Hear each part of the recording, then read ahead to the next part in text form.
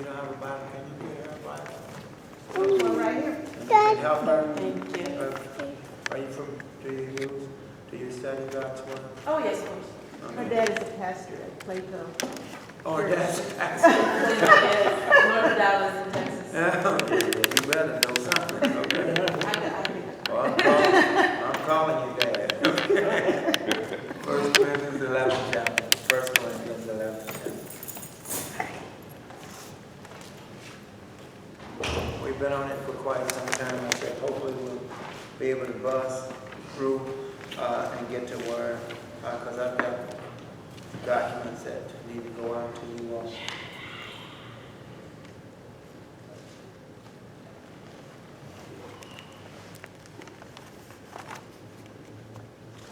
Your Bible says in 1 Corinthians 11 chapter, it says, be imitators of me just as I also am of Christ.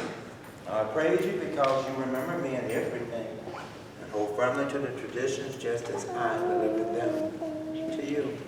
And I want you to understand that Christ is the head of every man, and the man is the head of woman.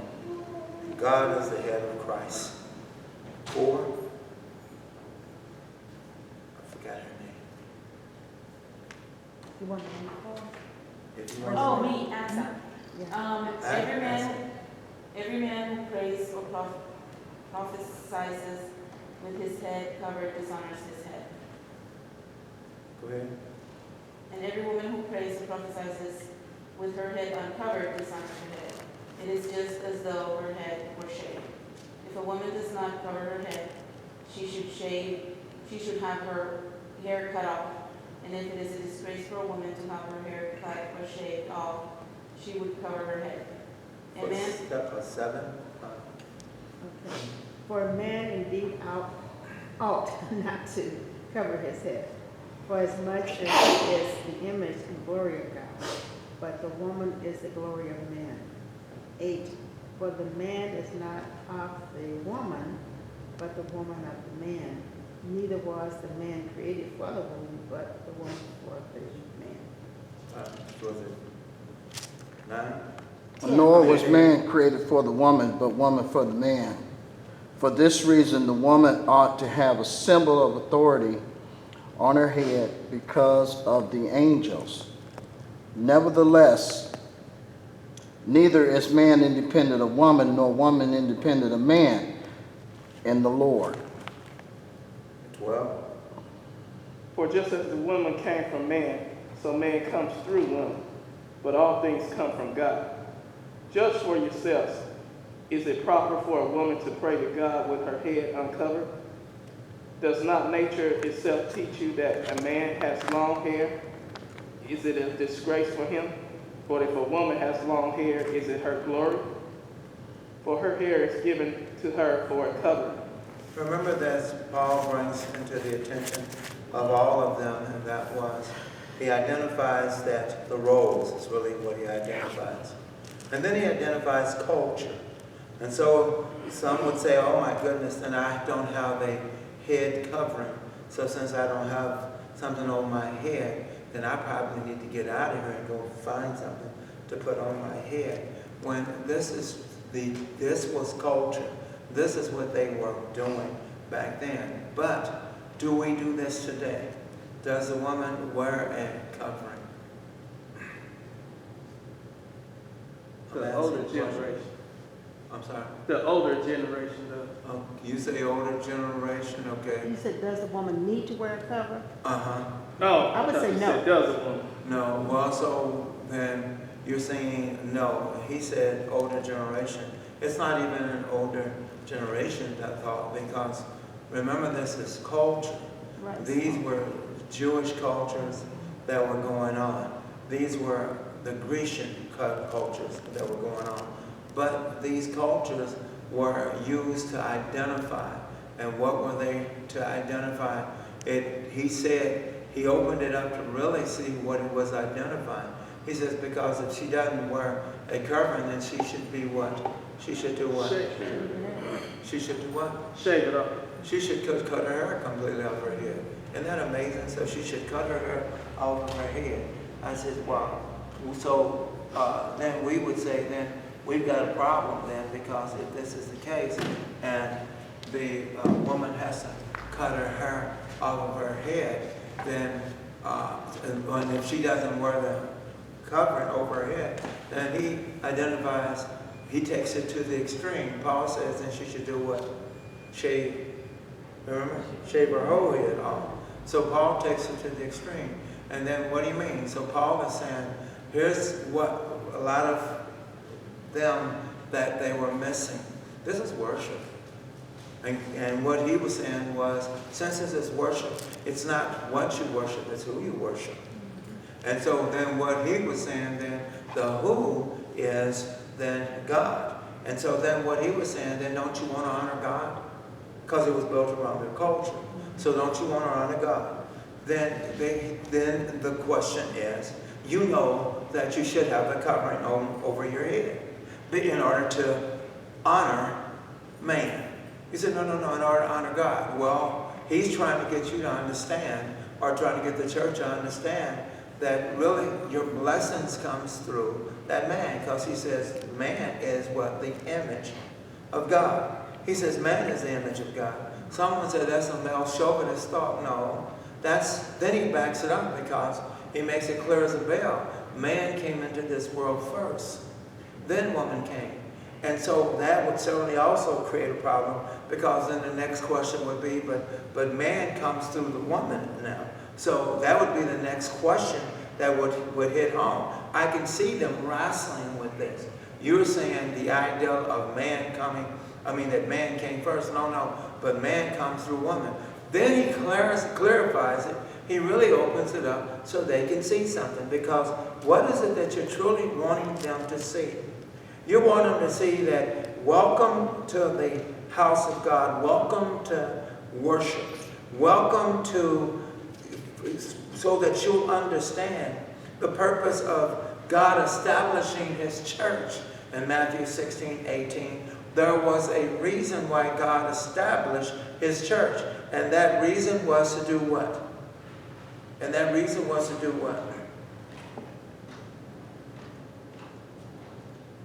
so I ain't going to get an answer. That reason was to do this, verse 11. That reason was 1 Corinthians 11 chapter. That reason was verse 11. See verse 11? Nevertheless, neither is the man without the woman, neither the woman without the man. Listen how you're saying that, and it sounds, but for some reason, you've got an NIV. Can you read your NIV, verse 11? In the Lord, however, woman is not dependent of man, nor is man independent of woman. See that? So that's more of the thought. So Paul is saying, what's going on here? Well, what's going on here is independence versus dependence. This is what's going on here. And so what he's trying to get them to understand is when Christ established the church, and is establishing the church, he was doing what? Removing. Remember, the woman had no liberties. She had no liberties. Whatever was said, that's what she had to do. Remember, she was less than a slave. Remember, if this is what he wanted, then this is what she had to do. If that man, that's why that man could come in with concubines. We call it immorality. We even call it adultery, right? We even call it adultery. But here's this man coming into the worship, coming into the church with his concubines. With his concubines, you would think the wife would say, the nerve of you, you've been messing around on me. No, I've not been messing around on you. That's why we have the book of Ephesus or Ephesians. Remember, there was a great goddess. Remember that great goddess that was in the worship? And that was who? The great Diane. Remember? So you had another idol or Diana that you could introduce or bring into the house or bring into the church. And really, what type of church was that? Really, what was it? If you really stop and think about it, what was the great Diana? Goddess of fertility. Yes, so really what was she? I got the fertility, but really what was she? The temple prostitute. Yes, let the rubber touch the road. She's a prostitute. And so what you were doing was you were coming into prostitution. That's why you went over to that church, because prostitution. And so, hey, and you felt good. And so guess what? You would come in and worship. Wow. You would come in and worship. So Paul is bringing something to their attention. He's saying, you know what, I've talked about this covering, where that woman needs to cover her head because she needs to basically respect her husband. And then that husband needs to uncover his head because he needs to respect God. He says, now I want you to understand something. Because if we look at it, then he says, then I want you to understand something. Verse 11 says, wait a minute, this independence, where you're no longer independent, you're now dependent. You're now dependent. Now watch this. Well, we're both dependent on God. He says, but you're dependent upon one another. So see how he brings us in now? So now you're dependent upon one another. What does that do? That brings about equality. That brings about where the woman now feels, hey, you know, I'm a part of. I'm all right now. I'm okay now. So wait a minute. But it does this. When you bring in something that's good, what usually happens? Doesn't it end up going to the extreme? Doesn't it usually go to the extreme? Let me see if I can help you. When Paul was mentioning all these things prior to verse 11, something was going on. And really what was going on was that woman was beginning to show her rebellion to the point that she, watch us, we need to shave her head. She certainly would dress and put on men clothing. She put on men clothing, and that was her way of rebelling. So I've got on men clothing, I ain't got nothing on over my head. So that's just my way of rebelling against man. Paul is trying to get her to see, you're not rebelling against just man, but you're rebelling also against God. Well, man is saying, well, you know what? Then here's what I'm going to do. I'll put a hat on. You know, I'll send a message out by putting a hat on. So you're then saying just the opposite. You're saying, well, you know what? I have no respect for what? For God. I have no respect for God, and I don't have any respect for you either. But you know what? But somebody told me I'm supposed to go to worship on Sunday. So this is what I've done. I go to worship on Sunday. I sit in a place on Sunday, and this is supposed to be suffice. This is supposed to be good enough. So this is what I do. I made a statement last week in Wednesday's Bible study. You were around, Calvin. Proverbs the 17th chapter. You certainly know it because you were here in that Wednesday. I says, Proverbs the 17th chapter is on that board. I says, verses 9. Says the heart is... Jeremiah. Yeah, I'm sorry, Jeremiah. Okay, Jeremiah 17:9 says what? The heart is deceitful, and it's above all. It says, and what? Who can know it? And something else. Wicked. For it is what? Wicked. It's wicked. For it's wicked. So wait a minute. So he makes a statement, the heart being wicked. So really what he's saying here is, and then I told you all in the class Wednesday morning, Jeremiah 17:1 lets us know what's going on. But in verses 2, it really opens it up, and it's to show how much damage it can do. And it really opens it up so that we can see what's going on. And it's idols. And so then what he's saying is religion. So what people do is you come up with your own religion.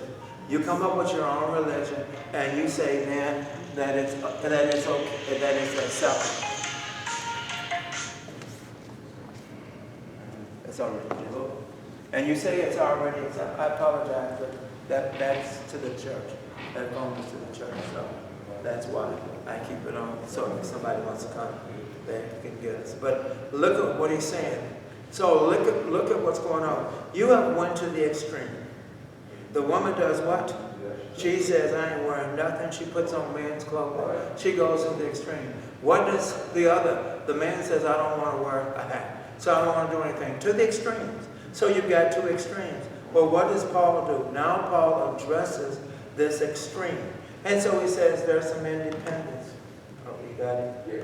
So watch it. So he says there's some independence now. Paul says, I want you to understand, you're free now. So watch this. You're free. You're free in the Lord. So what happens with being free in the Lord? Now you know what you say? Now you know what you say? I ain't going. Now you know what you say? I dress like I want to dress. Now you know what you say? You all hear what I'm saying? Now you have taken advantage of your liberty. I says, what we do is you go from one extreme to the other. Paul wanted to take you out of that extreme, and Paul wanted to put you into Christ. Well, in Christ, he wants you to understand concerning your liberties. Let me see. Paul says in your liberties, what he really wanted them to understand was they were now what? Equal. Paul says, I want you to understand now that you're equal. Man is no greater than a woman, and woman is not greater than a man. He says, watch this. He goes another step. He says, what I want you to understand is, you know what? Woman is from man, right? But man is From God. from woman. No, now man is from woman. Remember? So man is from woman. Remember, it started off with, he's saying that man is of God's glory. Then he now brings it in this independence. He brings in this liberality to let them know, wait a minute, if we really want to talk about it, men today come from women, right? Men come from women. So wait a minute. Now we've got some equality. So with this equality, Paul is saying, I want to bring the church, I want you to really understand what it means to be equal in Christ. Well, here's the extreme. So the woman says, you know what? When I go to work, I want to get just as much pay as the man is getting. The woman says, you know what? Football season is here. Guess what? She wants to play football. Y'all remember that when she was trying to play football, she was trying to play basketball. Watch this, when she wanted to go into, or she wants to get into construction, and I'm talking about in construction, not where it wouldn't bother her, but she wants to swing a sledgehammer. She wants to do all of these things too. So what does it do?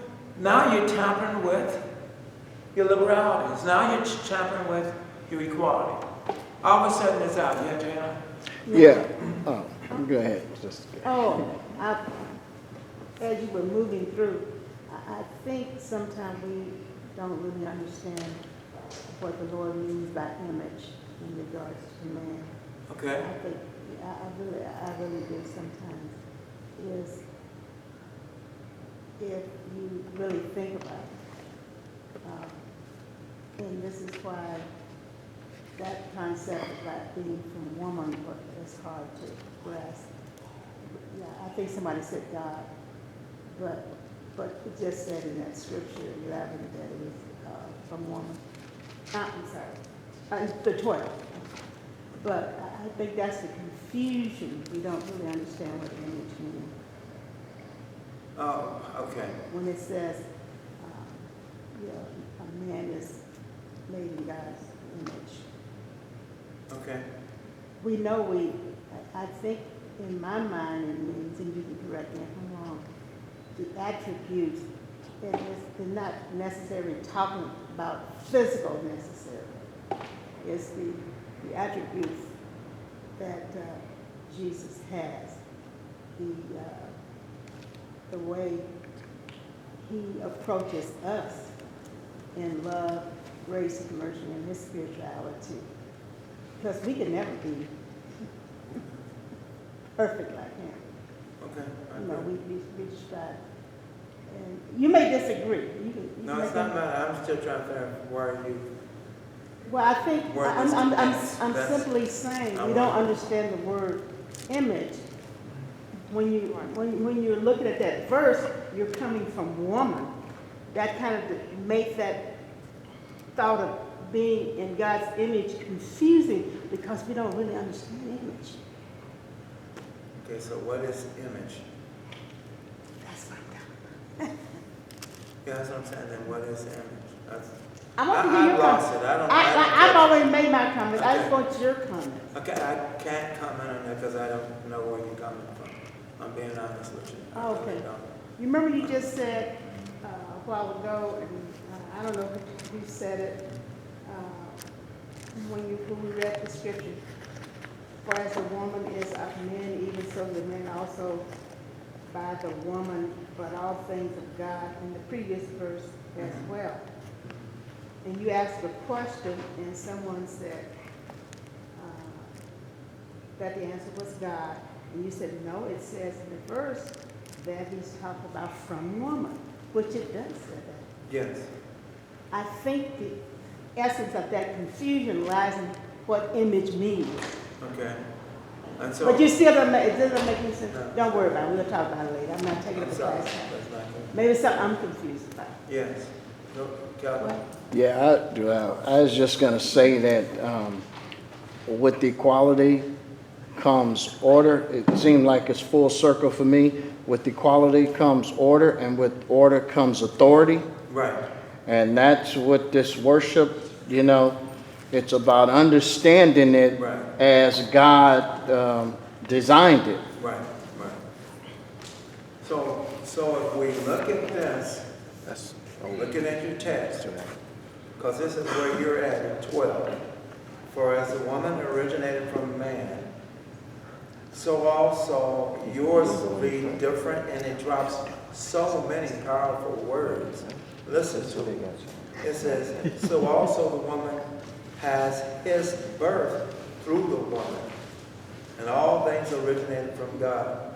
So he's trying to get them to understand your image. So he's trying to get them to understand when we talk about this image, then this image is also of who? Just that woman. Yeah, but this image, this includes them both. Because this is what he's talking about. Are you This reading verse 12? 12. So this And it's a image, little different. yeah, that's a lot of difference. It drops a lot of words. That's why you would lose it by looking at the King James. It's not revealing what he's really talking about. Now you have to really get in there and decipher it. When thank God that we had writers that sat down and came up with other literature, your NIVs, your New American Standards, your New King James. Thank God that they came in with this. So now we see what I said. He talked about equality in 11 is what he did. He goes into 12 where Calvert really was at, which is there because he talks about this image. Man, woman, God. Man, woman, God. What do you mean? He says, so let's help the order. The order is what? God, man, woman. That is the order. So then, what do you mean? So, he says God, he says man, he says woman. Hear me?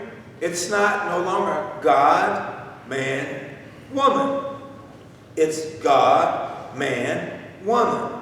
He's putting her now equal with man. This is what Paul is doing. When he started off with it, it created all kinds of problems because those that were women's live, I'm sure they were ready to beat him up. You know, you talked about us something terrible. Then he finally gets on and talk about the men, and he doesn't spend a lot of time with talk about the men, but he does bring it to their attention. You should have your hats off when you come in. That woman, he's dealt with her clothing. He's dealt with everything. He's dealt with how she dresses. He's dealt with what she puts on her head. He's dealt with everything. And his purpose was so that they could really see there is the major changes that woman had to go through, the slavery attitude that she had to go through, that you better do it attitude that she had to go through. He's trying to get her to see and to him to see that God is in control of them both. God is in control of them both. Since God is in control of them both, then it now makes you equal. That's why I said when we get back to equal or equality, then it goes to the extreme. Now you've got the woman now going to the extreme, and he the man's going to the extreme as well. But now you've got the woman going to the extreme. She now says, now that I'm equal, so now that I'm equal, what I can do is everything that the man can do. That's where her, but that's just where her, She says I can do everything that man and God can do. I think that's where Mama Cook was going, is that when people don't realize the image, that you're walking in God's image, not your own. Right. So we as humans tend to think, well, since I'm equal across the board, then hey, because I've heard some people say to me, like, I play God. Like working in the science lab in biology, I'm playing God. No, you're never playing God. Right. You know, he's giving you the abilities to be able to do these things, but you're not God. Well, some people truly feel that I'm equal with God, and you're not. So what happened to that image? Whose image are you in now? Right. You're in your image. Your but image. Yeah, but you're not in God. And Well, you're right. You're scientists. You're doctors. Well, No, I'm just kidding. Yeah, I just I think what they said is well put, but that can be in any kind of profession, even those of us who are believers in bar profession. We think that we're doing things on our own, and we keep falling on our faces because it's not us, it's God. All the time. At least you should know that. You know, He will help you. But this is where you're at. This is where she's at. Right. It's not that you watch this. Do I know that? No, I don't even know that. I am of this world. Exactly. And so how am I supposed to understand spiritual things when I am of this world? Exactly. That's why I do what I do. That's why equality says I can play football. Equality says I can go out there and play basketball with the guys. Equality says I can go out and lift weights. Have you seen some of these weightlifters, women in this weightlifting? I'm serious, if you believe me, ain't no way in the world I would want to date any of them. But I mean, they're just as huge as they want to be. What in the world is going on? You know, hey, I can do just as much as the man can do. That's Let me just touch this. Okay, all of a sudden, I feel like I'm another sex. I'm going from a man to a woman. well, What do you that's think that is? right. Well, that's what I said. These are the things that come in. These are your extremes. This is what took place here, an extreme. These extremes that came in. Now that Paul has introduced them to the church and trying to get them to understand that you are of Christ, Paul is trying to get them to understand, now remain equal. But watch this, but the equality is not going to be there. So Paul's still not through with it because they still don't understand it. He says in verse 13, judge for yourself. Is it proper for a woman to pray to God with her head uncovered? See? Then he goes again. Then he went right back into who? To the woman. See that? He went right back into the woman. Why? Because, wait a minute, how many times have someone said something and you still do just the opposite? A lot. You see what I'm saying? But you see what I'm saying? Okay, Why? yeah. Because just because you have become free in Christ, watch this. Romans the 12th chapter opens the door. It says what? That there has to be a renewal of the mind, right? So the mind, when you can't get the mind to change, when the mind is still like it is, the church struggles to this very day. Why? Because it was, watch this, it had its guidance or its leader, those that came out of a slave mentality or slave situation were now leading your churches. Stop and think about it. And they will tell you, no, I'm not prejudiced. I love everybody. When in reality, that's not true. You're trying to convince yourself that you love everybody. But that man that was beating you, you're struggling with that. The human side of you remains. Now, the other side of that is this, the educational side. You come out as a slave and you're going to go into God's pulpit, now delivering the Word of God, and you're delivering it to people that could not read.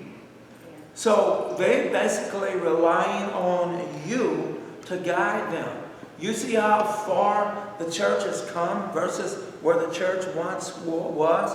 Because why? God is slowly bringing the order into His church. Now everybody can read. Watch this. The preacher can't run too much by you. You say, yeah, he can. No, he can't. You have internet.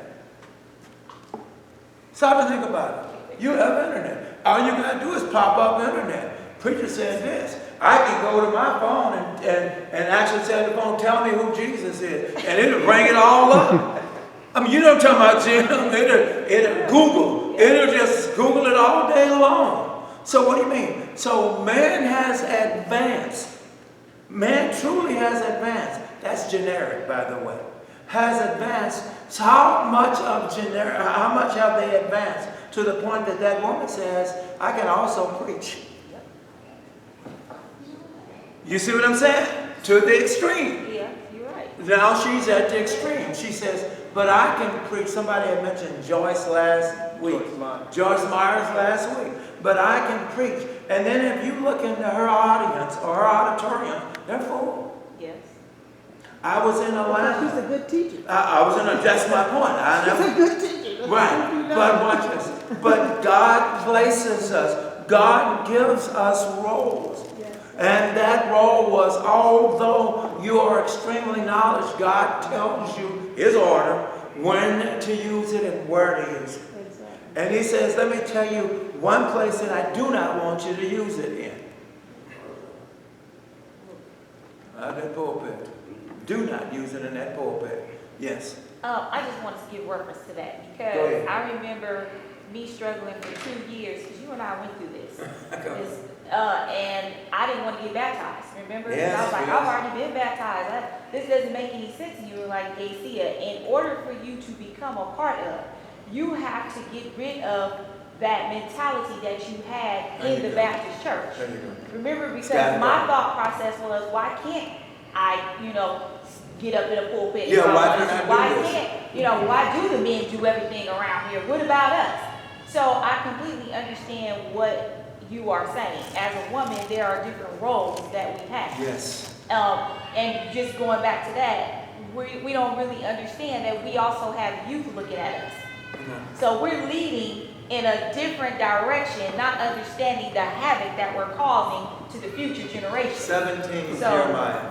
Go there. Yeah. Keep going. 17 Jeremiah. Just go there. You really need to see it. You see it? While we're looking for that, let me just ask one question. I'm trying to see Those, if you put it on board. this is in the churches of Christ as well. Those that are teaching in convention centers or hotels, women. I know and I noticed that Joyce Myers uses women's conference. So I think she's not ignorant to the right thing. No way. But the thing about it is, I have no problem when you're teaching the women, unless you're not scripture. Go ahead. Then I have a problem with it. Go ahead. I don't get man or woman. Go ahead. So I have not personally condemned, even though we have UCW or whatever we call it. Right. And they're actually doing similar. They have big hotels too, places where they go and teach. Women teach women. However, since I've attended, when it came to the communion part, they always had the men to come in and do that part, which I saw no problem with. And you can correct me if I'm wrong. No, you're right. But watch this. But that's not worship. Right. See, that's still not worship. Right. It's- But the component of, I disagree with you that. The component of the communion that they have on Sunday, when they actually do have worship, they bring the men in. Right. So that is worship, Right. So watch even this. in the hotel. And watch this. But are there any men in that auditorium Only when on they're Sunday. teaching, when they're preaching? Are there men in that auditorium? Not to my knowledge. That's my point. And Right. that's what Paul is saying. And even the women today they even understand UCW, is that what it's called? Yes, Yeah. UCW. So watch this, even there's a limit. What do you mean the limit? When in the worship, they do not preach. They don't.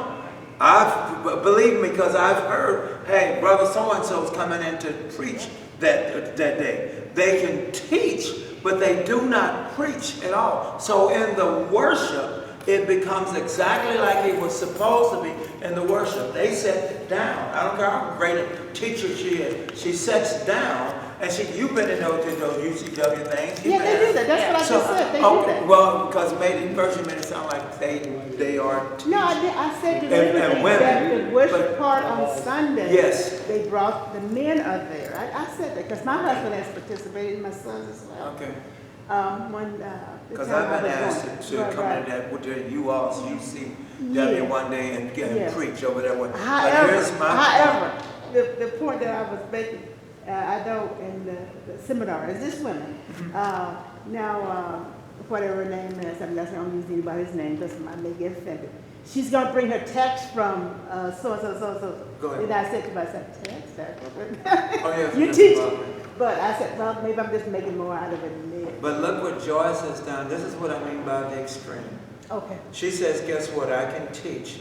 Guess what? I went to the school of preaching. I've learned how to do sermons. I've learned how to do all these things. And watch this. So is there anything wrong with learning how to do these things? Absolutely not. The point is, when do I pull up? When do I know I can go only so far with it? Here's what Paul is trying to get them to understand. You're equal.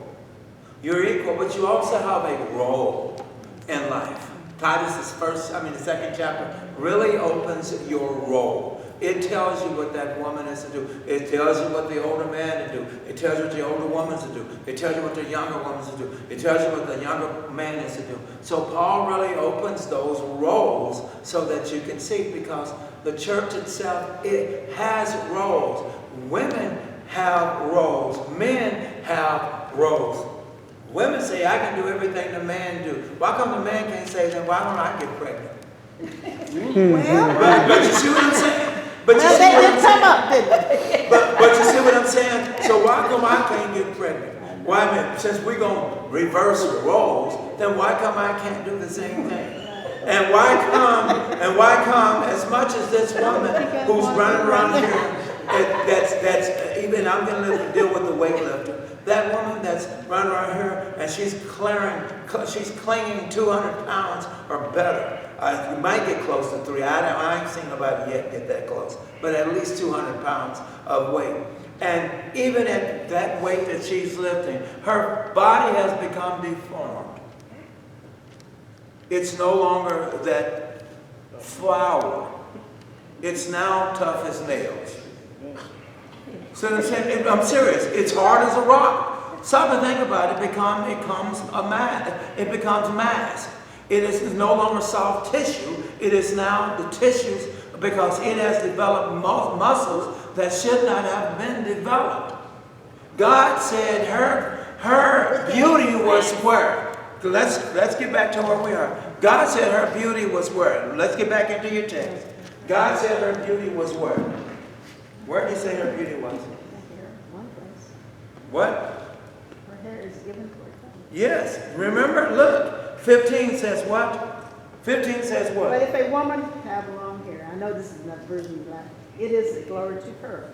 For But her if the hair woman is given- has long hair, it's a glory. it is what? Glory to It is a glory to her. No, if she has big muscles, it's a glory to her. Something to think about it. She completely loses her role. You know, I made the statement.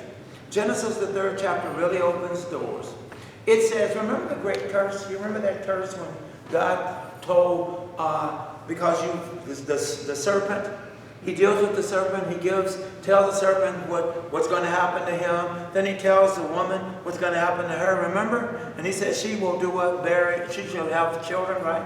And watch this, and she shall have children. It's not the idea of she having children, because she was already having children.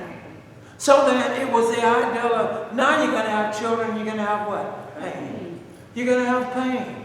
He says, so this is your punishment. You're still going to have children, but you're going to have pain. God says, I never removed what I said to mankind in the days of Noah. I told him to be what? Fruitful and multiply the face of the earth. So I've done that. So guess what? You're going to have pain. Then what does he say? Then he goes another level. He deals with another idea. He says, wait a minute, Mr. Man. He says, you're going to do what? Sweat from what? from your brow. He says, what? You're going to work for the rest of your day, for the rest of your life. You're going to work hard. So much hard are you going to work to the point that you're going to do what? Sweat. You're going to sweat from your brow. So you're really going to have to work hard to get to produce a meal. Let me ask you something. Did he tell the woman you need to work hard to produce a meal? No, he didn't. Huh? He didn't. Isn't that something? He did. But you know what? You want to be equal with man. Did you catch it now? But you want to be equal with man. So what do? You say, what I want to do is go ahead and get my education. I want to go ahead and apply myself. Why? Because I need a good paying job. So I need to become independent. When God is saying, I told you, you were built, the two of you all were built for dependency upon one another. You were to depend upon one another. So I think Lenny was around when I said this many years ago. So why, you know what? Why you want to take a double punishment? We ain't. You take a double punishment. We men don't do it. You say, wait a minute. He says you're going to have childbirth, right? And you're going to have pain, right? And watch this. So then he says you're going to nurture them children watch this. This is something that's going to be built in you from henceforth. But watch this. He didn't say, but you need to go out and make the living. He said that man was to go out. He's the one to go out to make that living. But you said, I want equality. So what did you do? You ran out into a world that is disgusting. A world that treats even men bad. And you walked right into it. And then what did you do? You took on this world. And now you can't figure out why he's over here trying to hook up with me. Why he's trying to get next to me. What's going on here? You came into the real world. You walked into a world that is corrupt. Man has corrupted this world. So wait a minute. But I'm in it now. And so I want some of the finer things in life. God is telling you, and you can have some good things in life. Because the finest thing you can have in life is what? It's Christ. That's the finest thing you can have in life. Because when you lean towards Christ, when you learn to love Christ, and I said this is our problem. You don't love Christ, what do? You have a religion. That's why I told you in your third, in Jeremiah. You have a religion. Whatever, I don't know what your religion is. Your religion may be cars. Your religion may be money. Your religion may be house. Your religion may be children. Your religion may even be spouse. But you have a religion, something that takes you away from how God designed you. Something, and that's not a you thing, women thing. That's all of us. Where something has pulled us away from serving God like we're supposed to. Because if we serve God, your Bible says in Genesis, the 2nd chapter, that woman was created for man. But he also says that he did what? He laid man down because he says in 2:18, he says, it is not good for what? Man to be what? Alone. Then he did what? He says, I will create her what? A helpmeet. I will create her a helpmeet. So why you want to be the man when he told you you'll help me? Well, see, this is the out that some women use. Come on, what'd you say? That's what society tells us. Isn't that That's why something? you have stay-at-home days. See, that's it? Right, what'd you say? They twisted the help me. There you go. Like, so Right. the roles have truly reversed. There you go. Exactly. There you go. And watch this. I remember saying, What's the proverb? because someone asked That's me. the other thing that they talk about. Yeah. You know, you should be a proverb woman. Well, Yeah. someone asked me Your too. husband. Then what about the woman that's single? Watch this. And when you really weigh this out, God says, I put her here to be a helpmeet. She is to be a helpmeet.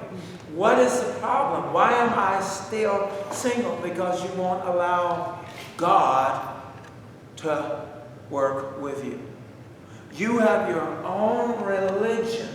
You don't even realize it. Your religion of independence, and you don't even realize it.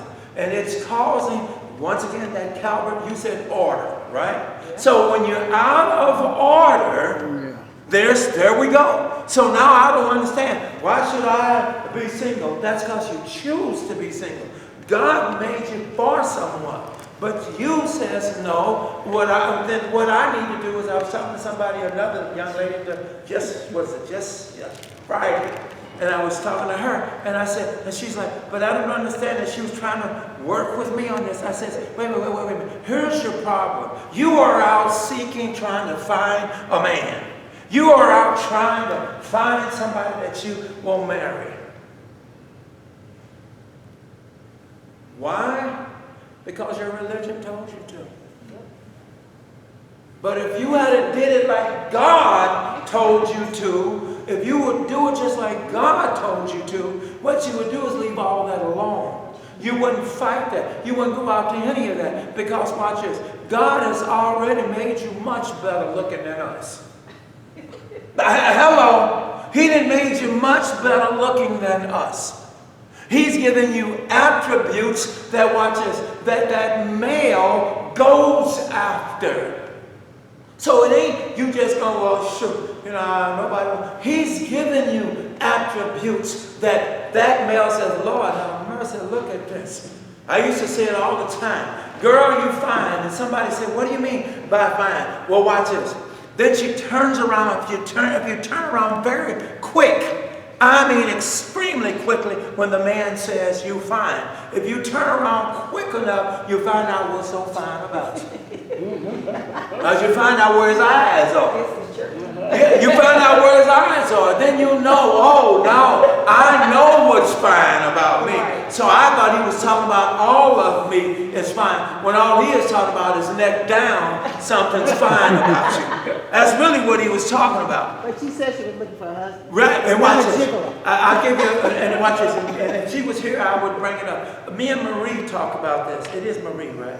Yes, it is. Yeah, me and Marie talked about this in Philly, right? Mm-hmm. So watch this. We talked about this, and believe me, this is when I was really, really working with her. When she was, you know what I'm talking about that day, when she was really struggling. And she said, you know what, now we can laugh about it. She said, let me say this, Pastor. She said, I can remember, she said, first of all, I want to thank you because you stuck with me through this whole mess. She said, I call you at different hours.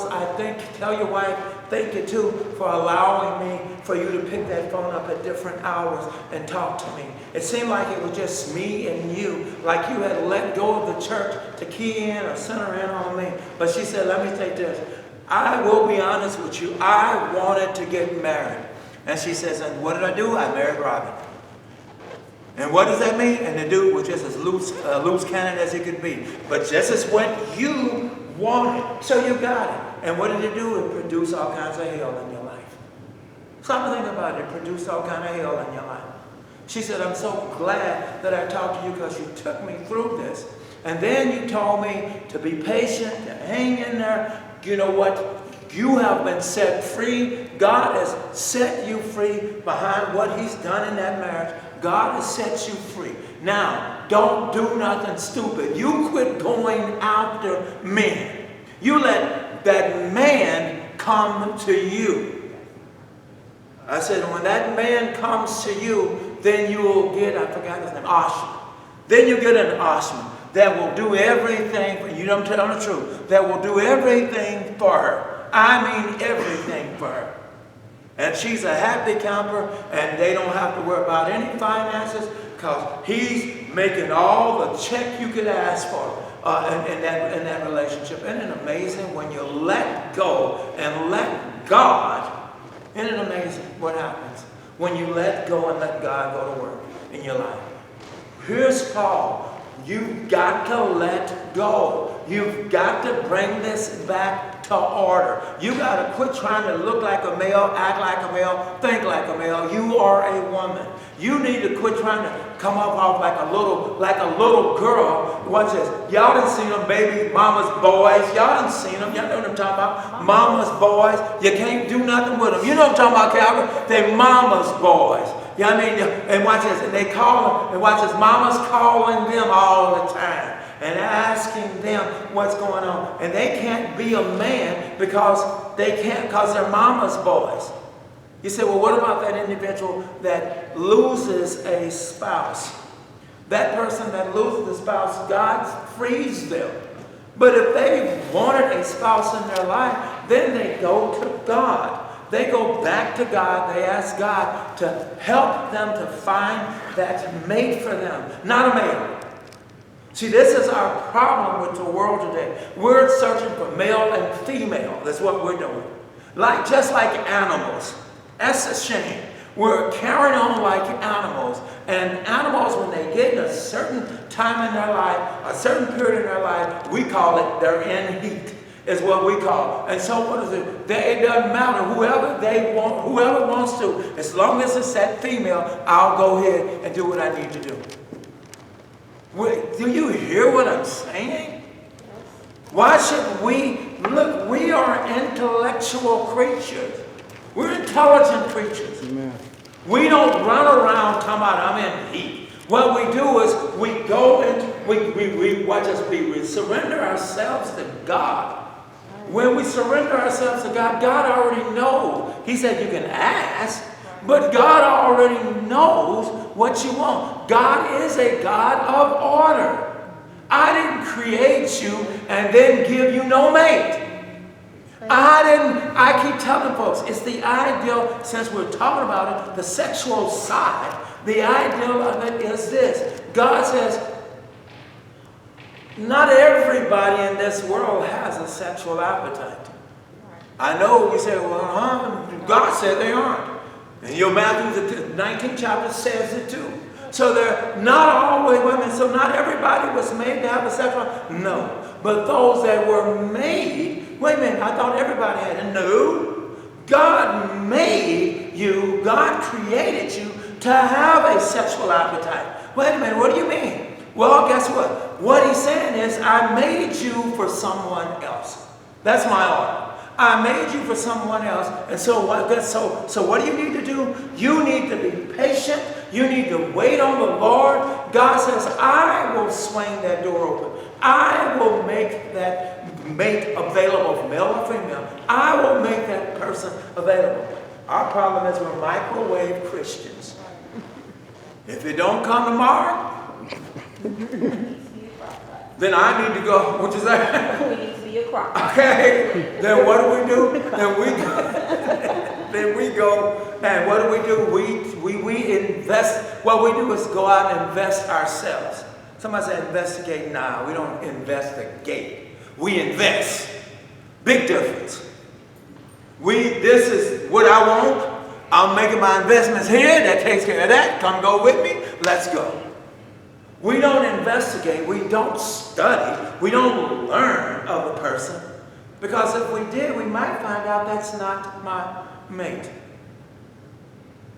God's given the woman even a greater, what do you know, they call it the sixth sense or whatever. God's given a woman the ability to recognize even much quicker because the male is the prey. He's going after his prey. The male is going after. So that male, according to the world, says you can go out and be with anybody you want. All you're called is a player. Tell me I'm wrong. All you called is a player. That woman says, I want to be equal too. So what I'm going to do is I'm going to go out and I'm going to do what I want to do. She's called a whore. You see what I'm saying? But she's called a whore. Isn't that something? But it's the same thing. But watch this. But that male, he gets a pat on the back. Boy, you go. You go. Look at him. Player. Boy, how many you got now? Wait a minute. You got your little trophy. You got your little marks on the wall for how many women you done been with. Guess what? You come into some woman's house, you see the marks on the wall, you ask her, what's the marks on the wall for? She says, that's how many men I've been with. You say, it's been fun. Let me get it out. Do you hear what I'm saying? But do you hear what I'm saying? Stop and think about it. Oh, how we missing things. Oh, how we don't understand. So watch this. Since man has caused all of this, since man is not following the order of God, then guess what? He has made labels. The man has then turned around and sent out the labels. He says, guess what? You do what you consider a whore. I do what I'm considered a player. So stop and think about it. And so now watch this. Put it back into the framework of this. Paul is saying, but you all are both equal. but you have different roles. But you all are both equal, but you have different roles. He says, and even your hair, it adorns you. But watch this. That's just the beginning. Paul just gives them a glimpse because this is where they were struggling with. The idea of a covered head versus an uncovered head. That's all that they would do. Because Paul is going to open this up when we get to the 14th chapter. He's going to really open this up and start to talk about not only this, but how to dress. Modest apparel. How you should be carrying on. You don't need to look like a man coming up into the church. He doesn't need to look like a woman coming into church. Don't mean no harm, but you ain't going to find me in those skinny jeans. Don't mean no harm. I don't mean no harm, but weigh it out. Think about it. Why am I wearing this? Because you're trying to show your body. You ain't going to find my pants coming all down. Why are you doing this? Because if you really understand what that really meant from prison, you might pull them back up. You might pull them up, and you might want to get a belt and make sure they stay up. If you understand its identity, because all it's saying is to the male in prison, you are available. That's what it's saying. You are available. And I want you to know I'm available. Stop and think about it. But this has come into the world. To the church. This has crept into the church because we want equality. I'm so glad I came to the church because now I'm going to get equality. Yeah, you are going to get equality. The problem is you've been in the world so long, you don't even know what equality is. Right. You will fuss and fight because somebody asks you to do something. Why? You know what? I can sit where I want to sit. You don't tell me where I need to sit. I eat where I want to eat, Calvert. You don't tell me where I eat at. I eat where I want to eat. You hear what I'm saying? Where is this? Wait a minute. So you didn't came in with your own equality when God is saying, I'm sorry. It's a balance here. The word is called axio. Y'all heard it? You've heard it before? Axio. Axio is what? Worthy. You are worthy. So what do you mean? You are axio. So what do you mean by axio? He says you all are, watch this, you're equal. But what do you mean? Well, it says here's how you work it. In one hand you have a what? You have a Bible. In the other hand you have a what? A newspaper. You are aware of what's going on in the world, but what directs your life is God. But you are aware of what's going on in. My son, I'm sure you all went through the same thing. Rap. The rap came in, all of a sudden Lord have mercy, I can't believe this. I'm hearing it. Boy, you need to turn that stuff off. Wait a minute. They need to turn the stuff off. Well, guess what? I turn it off here, but I don't turn it off where I go.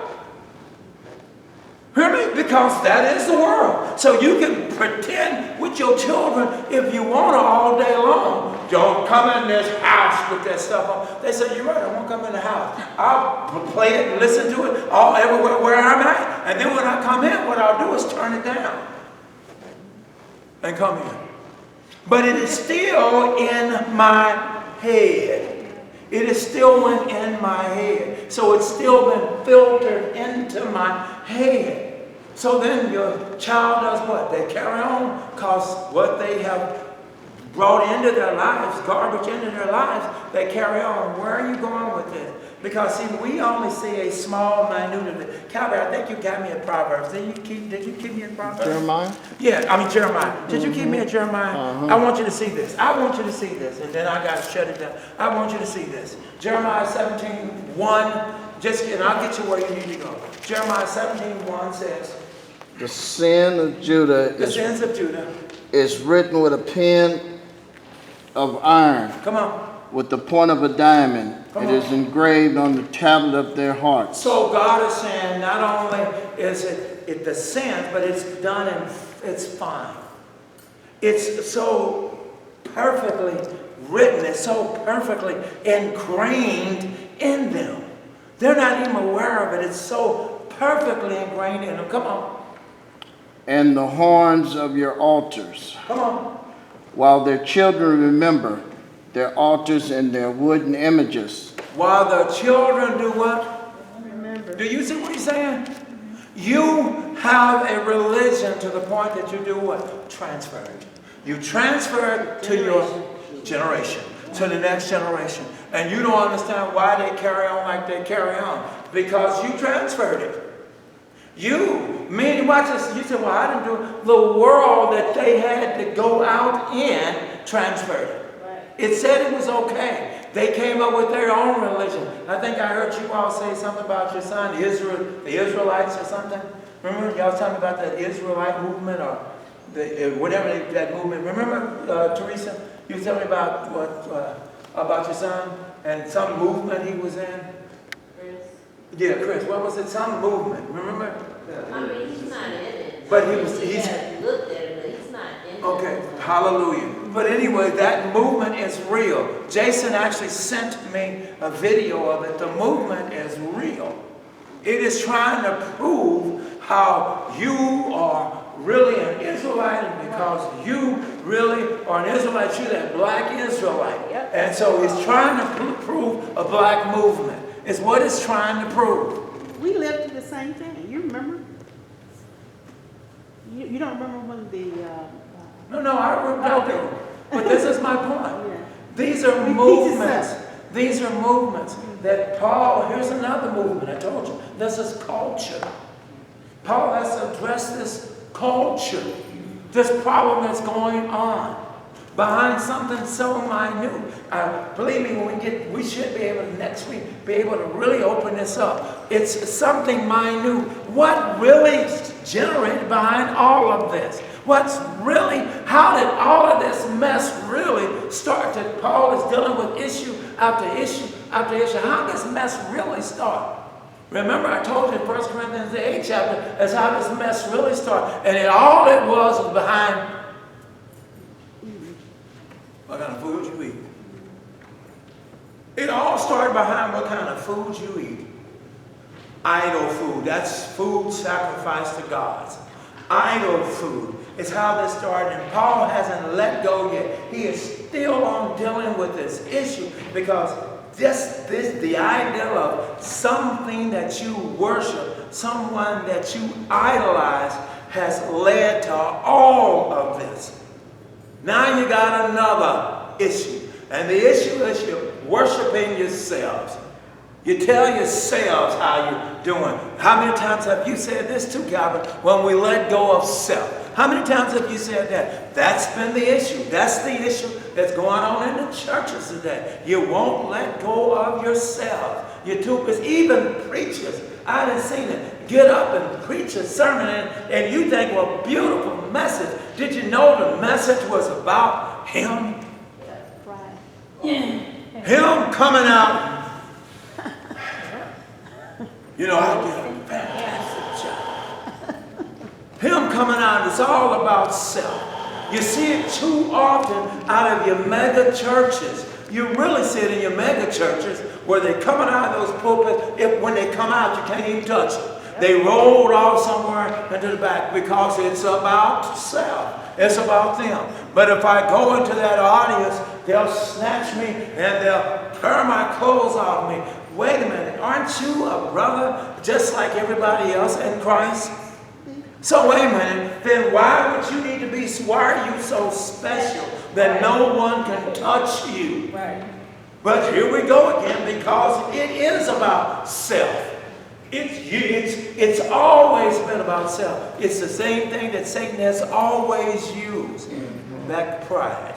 He's always used, it works, it does wonders. And in this case, it's produced all kinds of religion. Even today, we have all kinds of religions that are going on. Christ and established were one. But we got all kinds of religions out there. Satan says, that's exactly what I did. I countered God's church with religion. I countered God's relationship with religion. So guess what? You can run over there to Noah. You can run over there to Faithful. You can run over to all these places that you want to. And you say, well, I'm sitting in there and I'm hearing the word of God. No, you're hearing an individual that says, I need to make sure I get paid. I need to make sure that this place is going like it should be. So you all tell me what type of message I need to deliver. Well, you all prepare the message that I need to deliver. Let me have the time to go back and look at the message so that I'll understand what it is that I need to preach on, so I don't say anything offensive to anyone. This is what you're getting today. Preachers, they're preaching. What is it? Like he said, like my friend says, he called him TVJ. TDJ. He says, what is he doing? He says, have you noticed it? Joel Osteen. Have you noticed it? He says, they all do the same thing. They turn around and may say something that's offensive at somewhere in their message, but believe me, before they end it, it is all cleaned up. That's right. It is all cleaned up. It's got to be, oops, I said something to hurt Teresa. So, you know what? Now, before I close my message, I got to make sure Teresa is smiling again. Because Teresa ain't smiling right now. She's looking at me like, you know, the nerve of you talking about me. So I need to make sure that Teresa is a happy camper again. Because Teresa just happened to be having the revenue that I need to keep this church going. And not only the revenue that she has, but she has friends that have revenue. So I want to make sure that she walks away so that her friends walk away so that everybody's happy. They say if you say something negative, they say it hits how many? 10 people. But if you say something positive, it's only once. But if something negative, the whole church knows about it. But if it's something positive, no, I didn't hear about that. They did what? I didn't hear anything about it. We're on the news right now. What are we searching for? What are we looking for?